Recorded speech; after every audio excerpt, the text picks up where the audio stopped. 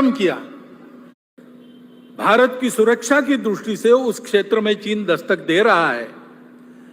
जल सुरक्षा, पर्यावरणीय सुरक्षा, सीमा की सुरक्षा, कुल मिलाकर अपने देश के स्वास्थ्य के लिए उस हिमालय क्षेत्र का एक क्षेत्र के नाते अलग सा विचार करते हुए इसको कैसे करना, इसको हमको तय करना पड़ेगा।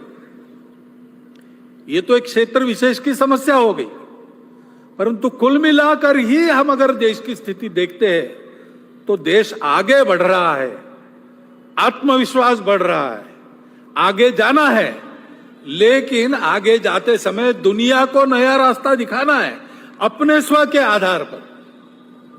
तो हम लोगों को दुनिया की नकल नहीं करनी है, हम लोगों को अपना रास्ता बनाना है। बाकी बातों का प्रयोग दुनिया ने कर लिया, हमको आज के समय में अपनी बातों के आधार पर एक यशस्वी प्रयोग दुनिया को देना है। देश का जीवन कैसे खड़ा किया जा सकता है स्व के आधार पर, और ये नहीं कि हम नहीं कर रहे, हम कर रहे। सरकारी नीतियों में भी ये प्रकट हो रहा है। नई अंग्रेजी में क्या, इनोवेटिव ऐसे उपाय करके अपना देश आगे बढ़ रहा है। नीतियां ऐसे चल रही है, लेकिन प्रशासन ने भी ऐसा चलना चाहिए। तो प्रशासन के दिमाग में ये बात चाहिए, वो पूरी है ऐसा लगता नहीं, उनको तैयार होना पड़ेगा। और शासन प्रशासन तो अपना काम कर ही लेंगे, परंतु समाज को भी करने की आवश्यकता है। समाज को भी अपने स्व का पूर्ण ज्ञान होना चाहिए। ये समझ में आना चाहिए कि हमारी सब बातों में हमारा स्व है, इसलिए हमारी कौन सी बातें काल सुसंगत है उनको रखना चाहिए। कौन सी ऐसी बातें दुनिया में चल रही जिससे हमको सीखना है, उसको हमको लेना है, परंतु देशानुकूल बनाकर लेना है। और कौन सी ऐसी बातें हैं जो हमारी अपनी है, वो समयानुकूल है कि नहीं, काल सुसंगत है कि नहीं, ये देखते हुए उनमें आवश्यक परिवर्तन करते हुए, जो काल बाह्य हो गई उनको छोड़ते हुए हमको भी अपने आचरण को बदलकर आगे चलना चाहिए। क्योंकि संपूर्ण देश को आगे बढ़ना है तो शासन की स्व आधारित युगानुकूल नीति बन रही है, धीरे धीरे ही बनेगी। गलत नीति पर पोथी निष्ठता के कारण या भ्रामक कल्पनाओं के कारण इतना आगे चले गए थे, एकदम अबाउट टर्न नहीं हो सकता। ऐसे हम गए, अब धीरे धीरे मुड़ रहे, वो काम होगा, परंतु उसके साथ साथ हमको प्रशासन की तत्पर सुसंगत लोकाभिमुख कृति चाहिए। और हमारे लिए सबसे महत्वपूर्ण है समाज का मन वचन कर्म से सहयोग और समर्थन। इससे देश की स्थिति में परिवर्तन आएगा। आज की हालत में अपने मूल्यों पर हम खड़े होकर अगर परिवर्तन लाते हैं तो उससे दुनिया को नया रास्ता मिल जाएगा। अब ये हम करने लगे, लेकिन थोड़ा और एक बात का भी ध्यान रखना पड़ेगा। दुनिया में कुछ लोग हैं, भारत में भी कुछ लोग हैं जो नहीं चाहते कि भारत खड़ा हो, और इसलिए समाज में कैसे विभेद पैदा करना, समाज की सामूहिकता जो निर्माण हुई उसको कैसे तोड़ना, अलगाव और टकराव कैसे पैदा करना, ऐसा वो प्रयास करते हैं। अपनी असावधानी के कारण, अपने अविवेक और परस्पर अविश्वास के कारण हम भी कभी कभी उसमें फंस जाते और अप्रत्याशित उपद्रव खड़े हो जाते।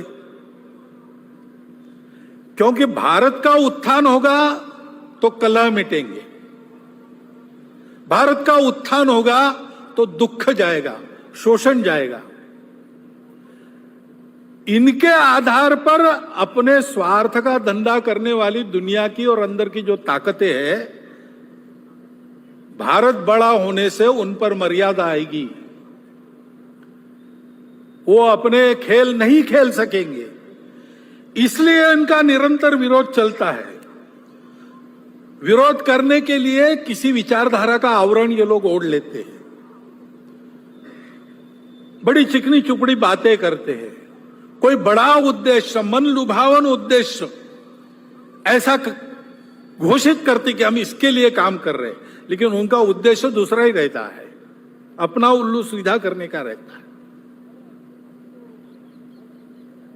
और कोई भी हो, किसी भी विचारधारा का हो, वो खाटी संघ वाला हो या कम्युनिस्ट हो, अगर वो प्रामाणिक है, निस्वार्थ बुद्धि से काम कर रहा है, तो उनके लिए वो बाधा ही बनता है। ये जानकर ऐसे सब लोगों का वो विरोध करते हैं। अभी एक नया नाम उनका चलता है दुनिया में, कल्चरल मार्क्सिस्ट या वोक, यानी जगे हुए, वोकिज्म, ऐसे शब्द चलते हैं। नाम तो मार्क्स का लेते हैं, लेकिन 1920 में ही उन्होंने समझा कि मार्क्स में ने जो भविष्यवाणी की वैसा होने वाला नहीं है, तो वैसा होने के नाम पर हमारे हाथ में पूरी दुनिया की पकड़ आ जाए, इसलिए तब से ही उन्होंने अपना उद्योग प्रारंभ किया है। इसलिए उसी समय उन्होंने मार्क्स की बातों को भुला दिया और आगे बढ़ रहे। और आजकल वो जो कहते हैं और बोलते और बताते हैं, विश्व की सारी सुव्यवस्था का उनका विरोध है। विश्व में मांगल्य का, संस्कार का, संयम का उनका विरोध है। अनिर्बंध स्वैराचार का वो पुरस्कार करते हैं। ये पुरस्कार सहज हो जाए, जोर से हो जाए, इसलिए माध्यमों को और अकादमियों में अपना वर्चस्व स्थापित कर उनका उपयोग करते हैं। देश की शिक्षा को भ्रष्ट करते हैं, देश के संस्कार को भ्रष्ट करते हैं, राजनीति, सामाजिक वातावरण, इन सबको भ्रम और भ्रष्टता का शिकार बनाते हैं। असत्य, विपर्यस्त और अतिरंजित वृत्त के द्वारा ये भ्रम और द्वेष फैलाना, भय फैलाना आसान हो जाता है। उसके चलते जो झगड़े बनते हैं, उन झगड़ों में उलझाकर समाज को अपनी पकड़ में लाना, अपनी अधिसत्ता में फांसना, ये वो करते हैं। किसी भी राष्ट्र की जनता में ऐसी अनास्था, दिग्भ्रम, परस्पर द्वेष उत्पन्न करने वाली ये जो प्रणाली है ना, अपने यहां चाणक्य नीति में उसका नाम है मंत्र विप्लव।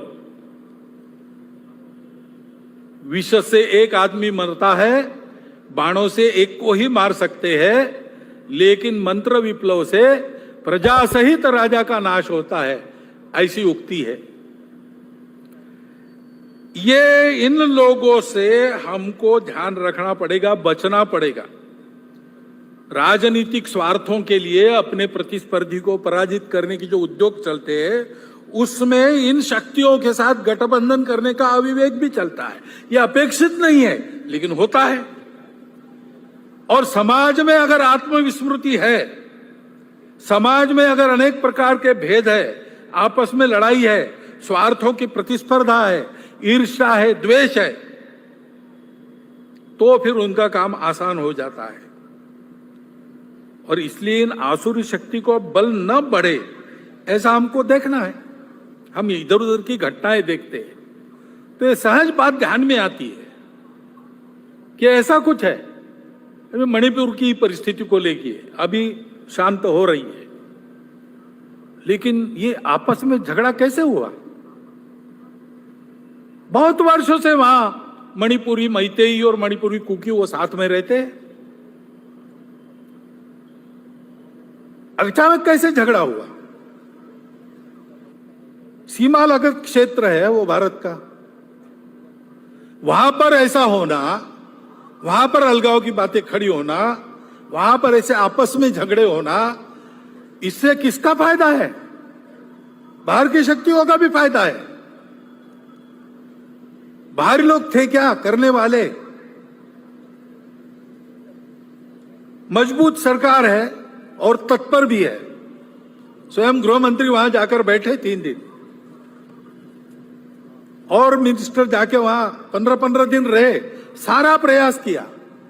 वहां की सरकार चाहती नहीं देश की सरकार प्रतिबद्ध है, ऐसे होकर भी चलता रहा, क्योंकि शांति का प्रयास होता है और सफल हो रहा ऐसा देखते देखते ही कोई हादसा करवा दो तो फिर से दूरी बढ़ती है, फिर से द्वेष बढ़ता है। ये करने वालों के पीछे कौन थे? ये गुस्सा भड़काने वाले लोग कौन थे? ये हम देखते हैं तो ध्यान में आता है कि इसमें ये हो नहीं रहा है, ये कराया जा रहा है, और इसलिए बहुत काम करना पड़ेगा, बहुआयामात्मक काम करना पड़ेगा।